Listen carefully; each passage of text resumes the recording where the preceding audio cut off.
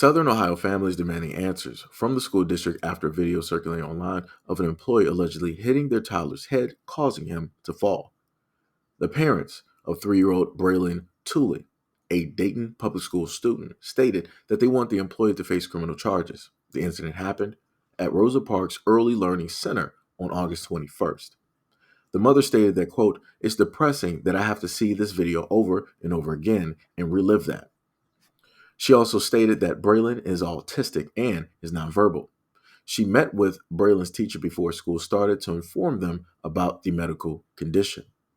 Also, to factor in that neither the Dayton Police Department nor the Dayton Public School immediately responded to comment. By way of attorney, Michael Wright, who was representing the family, stated that the employee had been fired, but that has not been verified as of now. In the video, Braylon is seen running in the hallway and an employee chases after him. After the employee reaches the child, he appeared to have struck the child, causing him to fall. The employee is seen picking up Braylon by his feet and bringing him out of view of security camera. That video was posted to Facebook with no sound. Quote, "School officials informed the parents that their child hit his head the day of the incident, but did not give specific details about how the incident occurred." Weeks after the incident, Child Protective Services informed the child's parents of the assault and provided them with a copy of the security cam footage. Lindsay has stated about the incident by Rosa Parks Early Learning Center's principal, Celeste Hoyner, on August 21st. Lindsay stated that it happened after Braylon exited a bathroom and an aide became frustrated with him and allegedly hit him on the back of his head. Braylon was checked and cleared by doctors. Braylon, being nonverbal, makes it difficult for Lindsay to know how he's doing, but she stated that she keeps a close eye on him and monitors his body language. Interim Superintendent David Lawrence of Dayton Public Schools stated in a statement posted by the district's website that the district is working to ensure that all 2,300 employees are trained and qualified for their positions to prevent further incidences. Lawrence also stated that he plans to meet with Rosa Parks Early Learning Center's parents next week to talk to them about the incident.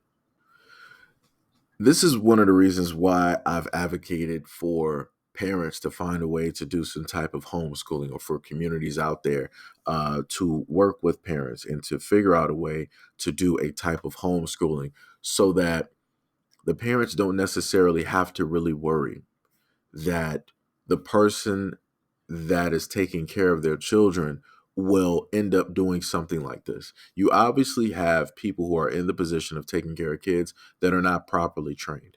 It is pretty much impossible to make sure that every single person is going to be properly trained to deal with every single child with every single ailment or situation or what have you.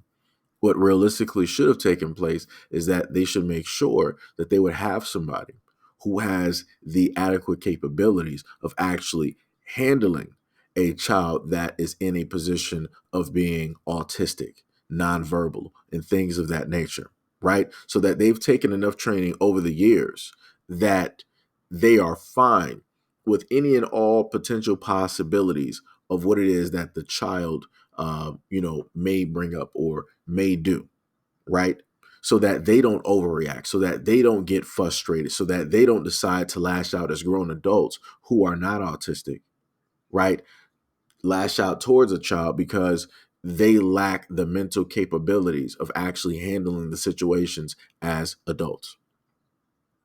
Again, I feel so sorry for this child because, he has no clear-cut way of trying to make people understand how it is that he feels about the situation, his perspective on it. We just have to look at it as like, yo, this is just a very messed up situation, because he can't speak for himself. And there's a lot of kids directly out here who go through this every single day, either by way of parents or teachers or whoever, grown adults, and they have no way of actually vocally communicating this. Right? They don't know how to really draw a picture and tell you like how it is that they feel so that you can get a proper representation of what it is that they are specifically going through. Right? It's sad. It is, it's very sad. And again, this is why I advocate for the kids directly out here. And this is why I would heavily push for parents, if you're going to decide to be out here and you want to have unprotected relations with somebody else, creating a child, make sure that you have certain things in place so that when you know that, hey, I have a job or two or whatnot or whatever, you have, people there that can help you who are of the family or who are very trusted and certified or what have you, that are able to adequately take your place as a secondary parent while you're off, working or whatever. They're there teaching the kids, taking care of the kids, making sure that everything is completely safe and sound and fine and dandy. Things like this take place in a variety of communities due to the fact that blind faith is given and handed directly over to people that are not actually qualified to take in and handle that blind faith. They misuse that. We give them trust as well, and they misuse that. And this inevitably is what happens every single time, if not worse.